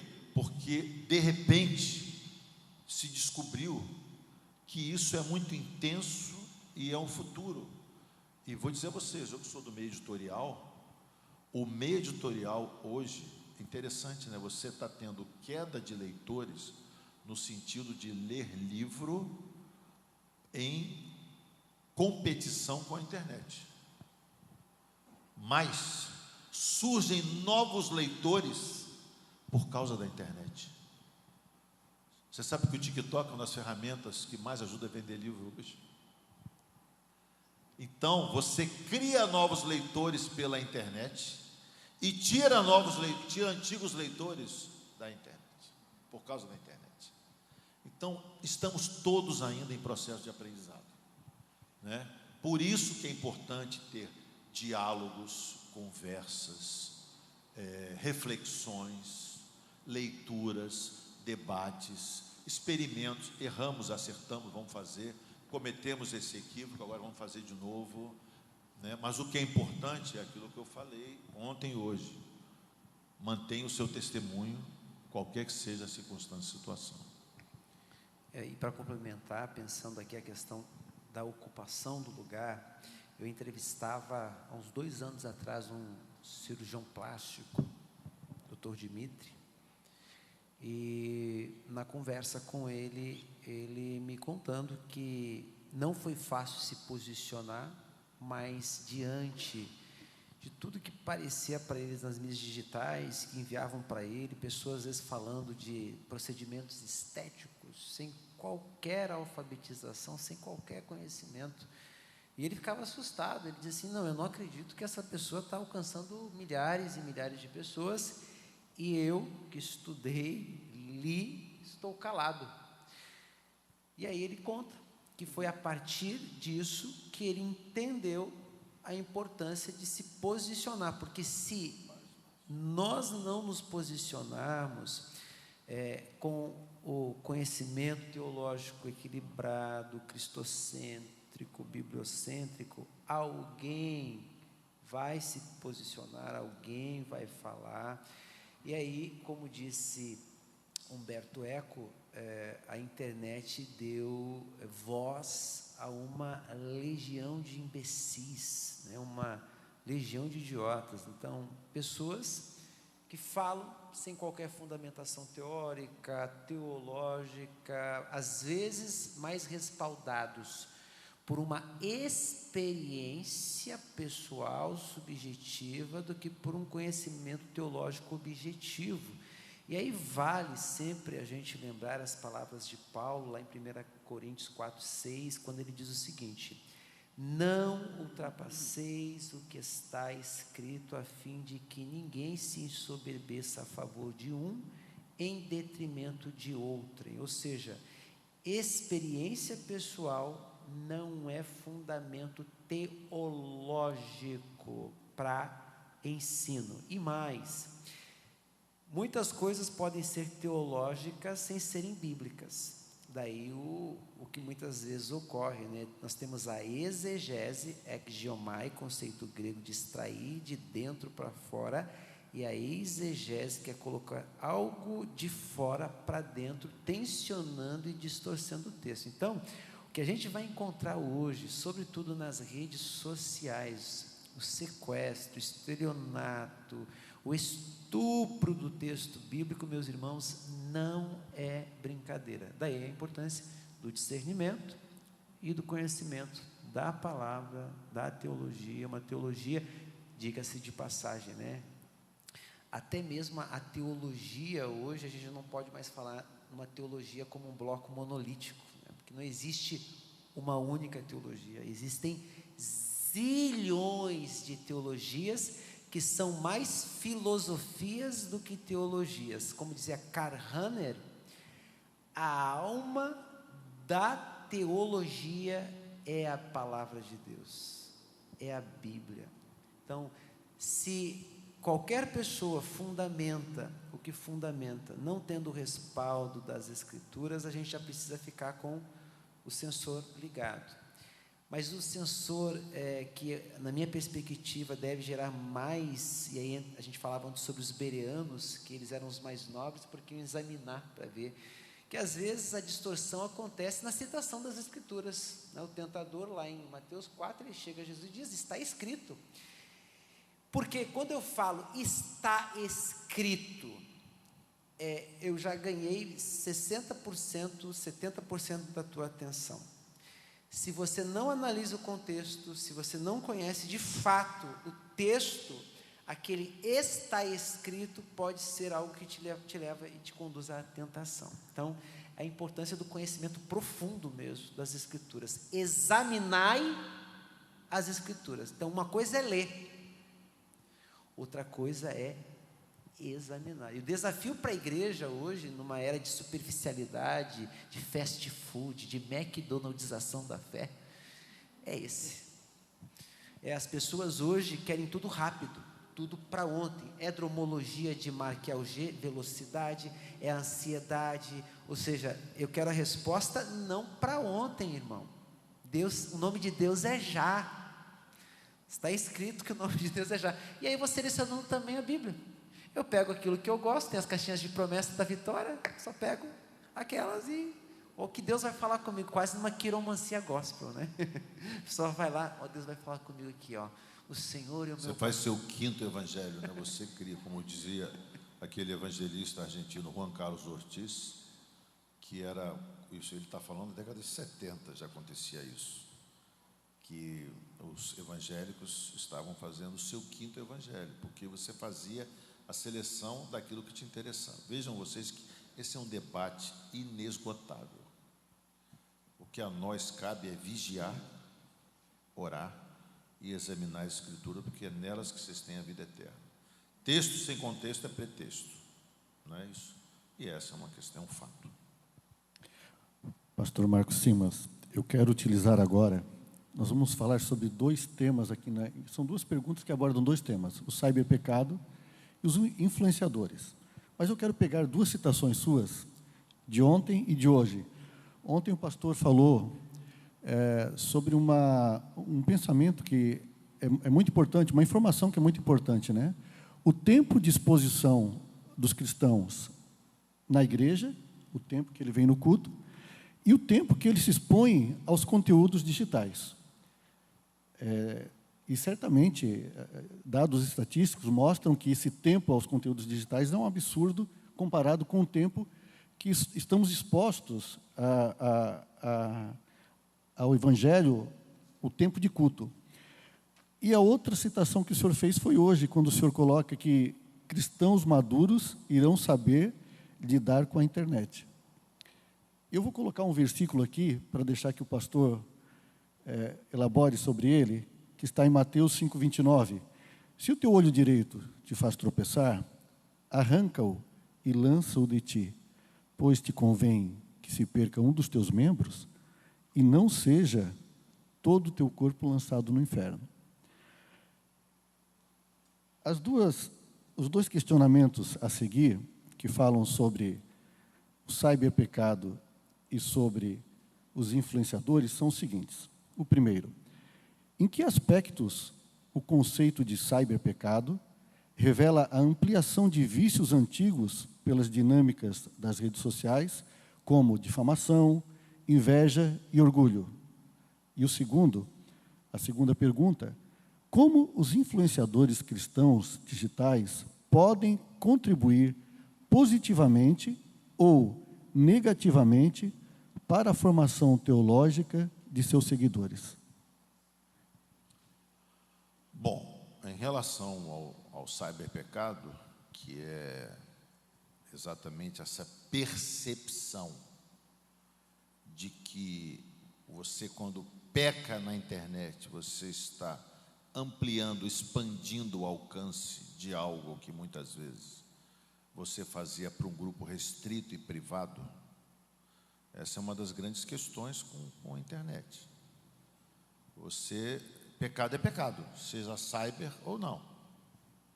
Mas quando você o expõe na internet, você está expondo para uma quantidade infinita de pessoas. Tem uma outra questão sobre isso. Eu estava num treinamento da revista Christianity Today em Chicago, fiquei 1 ano e meio no estágio lá, 2010 e 2011. Eu me lembro que naquela época o Google Translator estava em plena evolução. Mal sabia eu, já usando inteligência artificial, eu nem sabia muito o que era isso. Eu ia numa reunião com o vice-presidente publisher da Christianity Today, um canadense. Eu falei com ele o seguinte, de que o tempo da revista brasileira ia demorar não muito, porque em alguns anos ele já poderia fazer o site nos Estados Unidos e haveria uma identificação de IP geolocalizada no Brasil, que quando eu fosse ler no Brasil uma matéria da Christianity Today que saiu em inglês, haveria uma tradução instantânea, eu já ia ler em português. Eu falei isso em 2010 para 2011. Eu não imaginava, também não sou profeta de tecnologia, longe disso, mas eu estava visualizando isso porque eu estava vendo uma forte evolução no Google Translator, porque eu comecei a receber comunicado do Google Translator, da Google, me pedindo para fazer revisão e sugerir melhores frases da tradução do inglês para o português. Primeiro eu achei que era uma armadilha, depois eu vi que era uma coisa séria, e fiquei colaborando uns 3 ou 6 meses, mandavam frases, eu devolvi e tal. Bom, claro, estavam fazendo um banco de dados com inteligência artificial, usaram o meu conhecimento português, de editor brasileiro.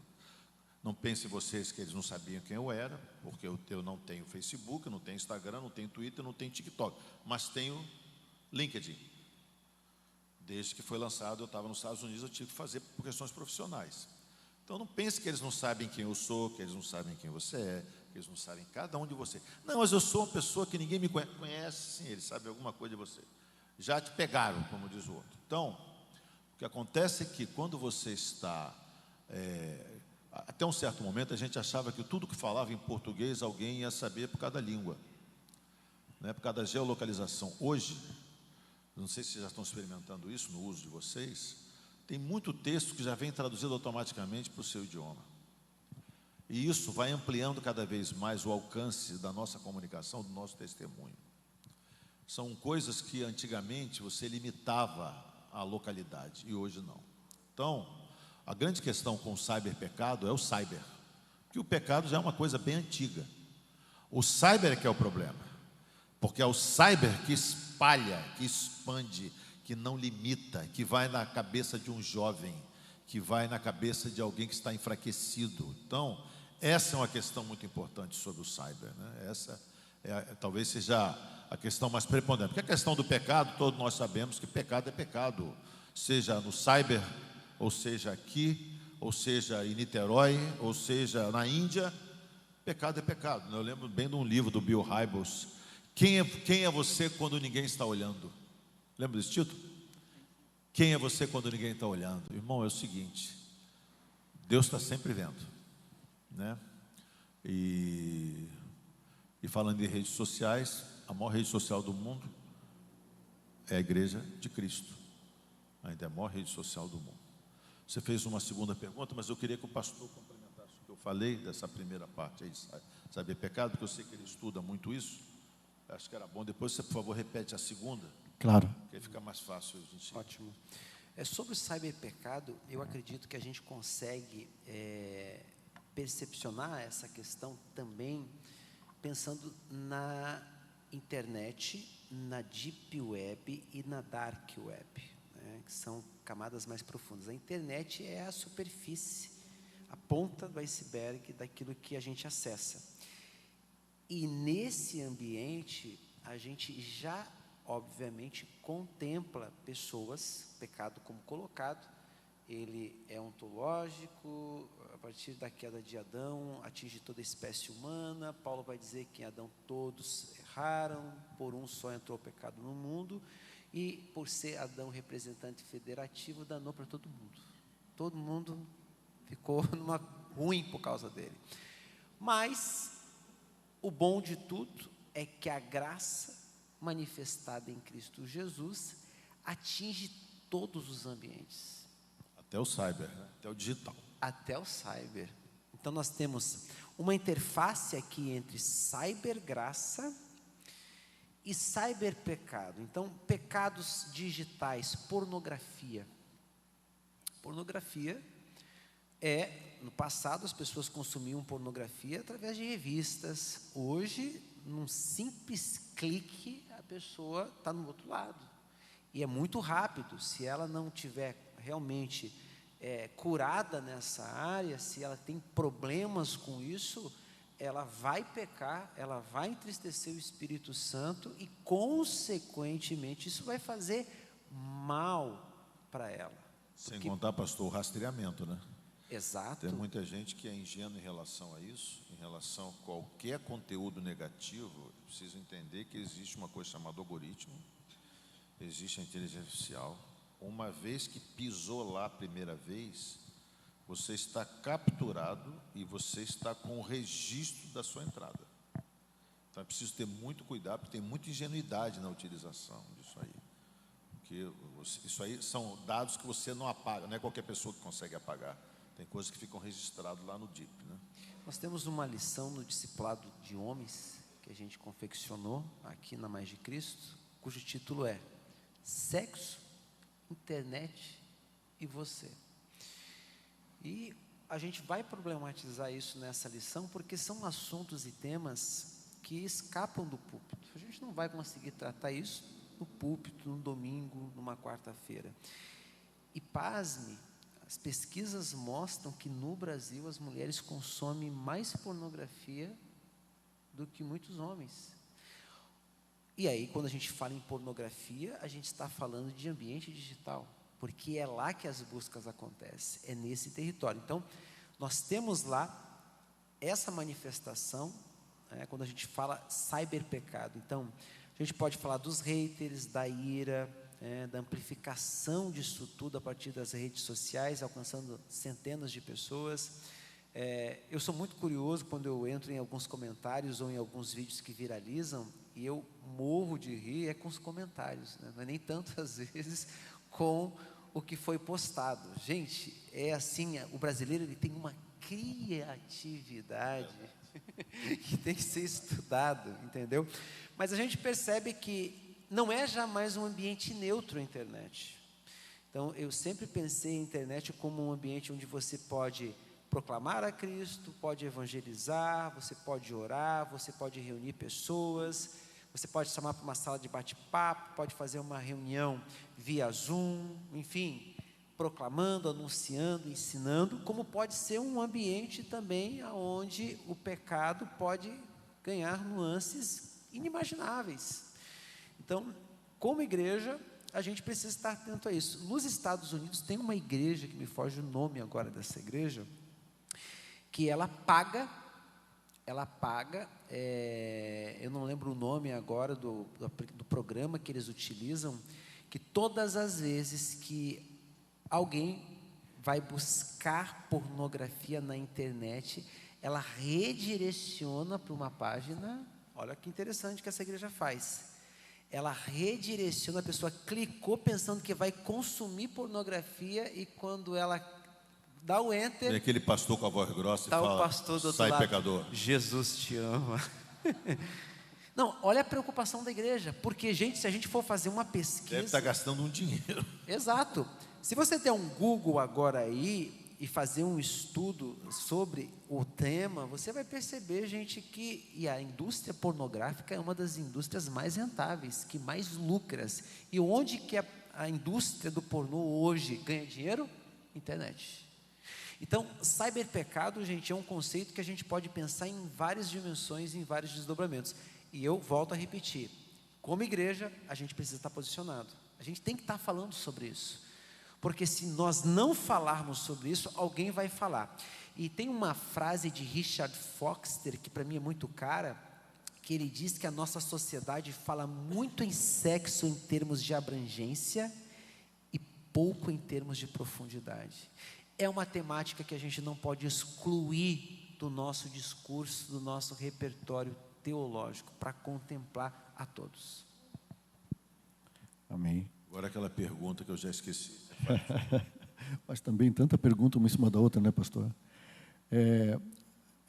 Sobre os influenciadores.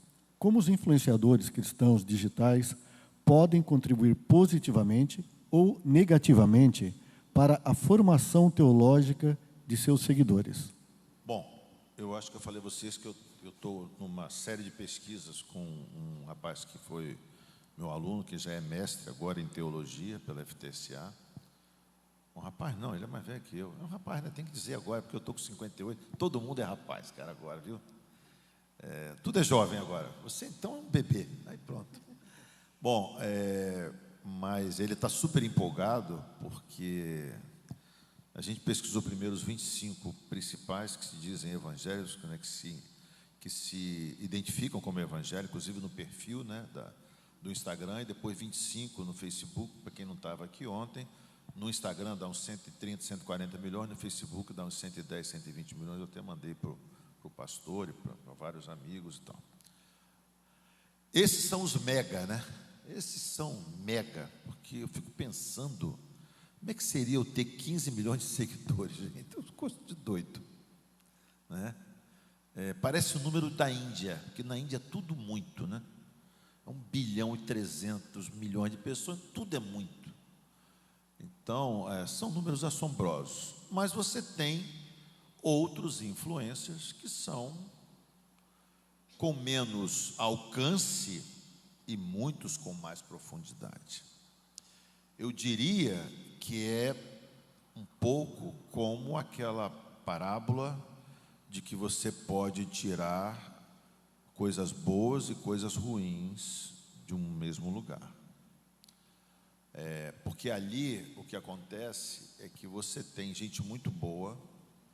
Por exemplo, eu frequentemente assisto o Saião, um cara que fala muita coisa boa, muito bíblico. Eu vou falar os que eu assisto, não sei se vocês gostam ou não. O Rodrigo, adventista, muita coisa boa, aprendo bastante. Quem mais? Alguns podcasts que eu vejo que são discussões abertas e sinceras. O Ebert, aquele de criacionismo também. O Adalto, que faleceu também, eu ainda assisto, que ele faleceu, mas está lá ainda, então não preciso de sessão espírita, né? Ele está lá. Então, tem vários que eu assisto. Em inglês, o Tim Keller morreu tem 2 anos, é um dos que eu mais assisto, né? A facilidade do inglês, mas já estou prevendo Aliás, esses dias, rapaz, olha só. Esses dias eu recebi um vídeo do Tim Keller falando em português. Eu falei, que isso? Que isso? Já é alguém fazendo com inteligência artificial, cara. As mensagens, você que conhece, as mensagens são extremamente densas, contemporâneas. Pastor em Nova York, com 5 igrejas, era multisite, né? Eu fui lá visitá-lo uma vez, que dá resposta para aquela galera de Nova York, não é brincadeira, não. Ali realmente é muita pluralidade, com poucos lugares no mundo. Então, tem vários que podem ajudá-lo num aprendizado complementar, digamos assim. Eu ainda acredito muito na igreja local. Acho que nós temos essa questão da igreja local. Porque para nós não basta o conhecimento, para nós basta o testemunho. Eu conheço o Saião, eu era da diretoria da Sociedade Bíblica Internacional, e ele foi o chefe de tradução da NVI. Então eu conheço dos almoços, das conversas que a gente tinha. Eu dei aula no seminário que ele dava aula, o Dr. Shed dava aula em São Paulo. Então, eu conheço o pastor Hernandes, né, por questões editoriais também. Então, diante disso, eu me sinto tranquilo de assistir certas pessoas. Agora, quando você tem a igreja local, na igreja local, você sabe com quem você está lidando, que não é só uma questão de discurso, não é só questão de eloquência, de conhecimento. Nós não somos a academia que privilegia só isso. Nós não privilegiamos o intelecto, nós privilegiamos a vida cristã autêntica. Então, os influenciadores, eles acabam tendo um papel que pode até ser positivo em algumas circunstâncias, né? Mas, no geral, devem ser, ao meu ver, observados com uma certa distância e cuidado. Por quê? Porque, em geral, eles são bastante ricos e endinheirados. Estou falando dos top 25, que eu pesquisei. Mas você tem vários influenciadores que você pode chamar. Se você disser que o Luiz Saião não é influenciador, é um influenciador. Eu assisto o Dr. Shed direto, ainda. Ele já faleceu, deve ter 10 anos, talvez. Assisto direto. Esse dia eu estava assistindo Martin Lloyd Jones, John Stott. Quer dizer, a internet tem muita coisa boa se você vai procurar nos lugares certos. E com a inteligência artificial, possivelmente até aqueles grandes pregadores e autores que você citou, o Josh McDowell, por exemplo, que já veio no Brasil algumas vezes, que tem muitos livros vendidos aqui. Você pode ouvir o Josh McDowell em português daqui a pouco com a inteligência artificial. Você vê que ela não é ruim de todo. Tem muita coisa que pode ser útil, né? Então, para mim, a grande questão não é o que eles estão mandando, mas é o que eu estou filtrando para aceitar ou não. Então, é muito comum que você possa chegar para o seu pastor: pastor, eu comecei a ouvir fulano de tal, o que o senhor acha dele? Seguramente ele vai ter um alcance maior do que você, né? Ou você vê o que ele está falando e, peraí, o que eu aprendi na igreja? Isso aqui está um pouco diferente. Pastor, eu ouvi isso aqui, o que o senhor acha? Porque é isso, você tem ali você não tem uma prateleira de oferta, você tem um atacadão de oferta, você tem um Sam's Club de atacadão de oferta de teologia na internet. Cabe a você fazer o filtro. A internet não vai filtrar por você, você que tem que fazer o filtro. Interessante a gente observar também, quando a gente pensa, por exemplo, hoje já se fala em pentecostalismo protestantizado e protestantismo pentecostalizado, um hibridismo aqui, ou seja, protestantismo pentecostalizado, movimentos de tradição reformada que aderiram aos carismas do pentecostalismo. Pentecostalismo protestantizado, pentecostais que assumiram a lógica e o discurso da racionalidade própria dos protestantes. Agora veja que curioso, quando a gente percepciona a questão quíntupla dos ministérios, partindo lá de Efésios 4:11, numa leitura continuista, porque a gente tem a leitura cessacionista, que parte do pressuposto defendendo a tese de que há uma cessação dos dons espirituais e ministeriais, e a gente tem os pentecostais que acreditam na continuidade dos dons espirituais e ministeriais. Então, quando a gente lê, ele deu uns apóstolos, outros profetas, outros evangelistas, outros pastores e outros mestres, é curioso que a partir da igreja a gente consegue visualizar um determinado ministério. Olha, o irmão José é evangelista, é o chamado dele, ele é evangelista. O irmão Júnior, ele é mestre. E na internet me parece que nem sempre essa leitura desse modelo que a gente está oferecendo explicativo, ele é percepcionado. Então, por exemplo, quando você observa alguns influenciadores, fica nítido pelo discurso sem conteúdo e sem profundidade que para mestre ele não serve. Ou seja, não é o chamado dele, não é a vocação dele. E eu acho que isso também ajuda a gente a ler determinados influencers e entender, numa leitura bem compreensiva mesmo aqui, a vocação dele naquele espaço. Então, você olha pessoas com aquele discurso um pouco mais confrontador, é um discurso próprio, pelo menos dentro do pentecostalismo, de profeta. Profeta não manda recado, profeta fala o que tem que falar. E às vezes a gente percebe que a internet, ela elimina esse espaço daquilo que antes era privado e gera isso no coletivo, e talvez falte o filtro aqui, porque a gente pega aquilo que deveria ser tratado numa ambiência privada e coloca isso na arena pública, e aí decorrem os problemas, porque muita gente vai para as redes sociais justificando a presença dele naquele espaço como um defensor da igreja, como um profeta de Deus, quando na verdade ele está buscando likes, quando monetizando o que ele está gerando naquele ambiente.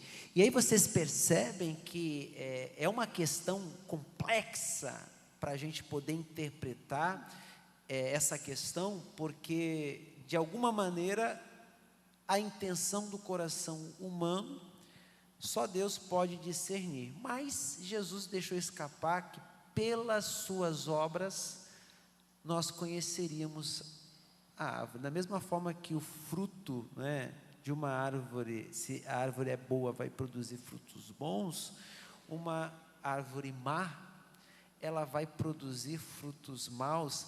E eu digo que o sol é o melhor desinfetante, nada melhor do que um dia após o outro, e o sol de cada dia para mostrar, para trazer luz às coisas. E para encerrar, gente, eu queria pastor, e não tem na Bíblia o dom do influencer também, né? Entre os dons espirituais não tem o dom do influencer ainda, né? Não sei se as próximas edições e versões podem ter, mas por enquanto ainda não tem. Interessante essa questão das traduções bíblicas, porque as interpolações, elas saem da interpolação e elas entram no texto, É incrível isso. Gente, lá em Judas, verso 11, diz assim: ai deles, porque prosseguiram pelo caminho de Caim, e movidos de ganância, se precipitaram no erro de Balaão e pereceram na revolta de Corá. Estes homens são como rochas submersas em vossas festas de fraternidade, banqueteando-se juntos sem qualquer recato, pastores que a si mesmos se apacentam, nuvens sem água, impelidas pelo vento, árvores em plena estação dos frutos, destes desprovidos, duplamente mortas, desarraigadas, ondas bravias do mar que espumam as suas próprias sujidades, estrelas errantes para os quais tem sido guardada a negridão das trevas para sempre. Aqui está um desafio para a gente pensar a importância da comunidade, do prestar contas. Muitos influencers não prestam conta para ninguém.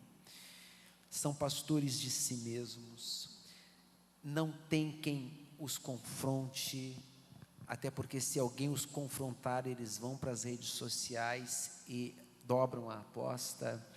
Então, eu acho que é muito importante a gente realmente ser nobre como os bereanos, verificar quem está falando, quem é o pastor, de onde ele vem, quem é essa pessoa que está te influenciando, porque assim, nós somos seres influenciados por pessoas, influenciamos e somos influenciados, influenciamos e somos influenciados, aprendemos e ensinamos, e é muito importante avaliar o currículo, observar quem é essa pessoa que está falando, se de fato é uma autoridade ou não é, se pode falar, se tem lugar de fala, né? Volto de novo para a máxima de Humberto Eco, né? Muita gente falando sem conhecimento, sem base, sem respaldo. Então, eu acho que é isso. Nós queríamos, então, nesse momento, agradecer por mais este momento. Muito obrigado, pastor Marcos Simas, pastor Paulo Mazarém. Obrigado a vocês que vieram essa tarde aqui aproveitar esse banquete, né? Que aqui é só a pontinha do iceberg, né? A gente tem muito ainda para discutir sobre o tema, aprender, mas a gente precisa disso, né? E é um momento importante, como o pastor Marcos Simas falou, e então nós gostaríamos de agradecer, quero pedir uma salva de palmas a Jesus pela vida do nosso pastor, pela presença dele aqui, e damos então esse momento como encerrado. Amém. Pastor Paulo.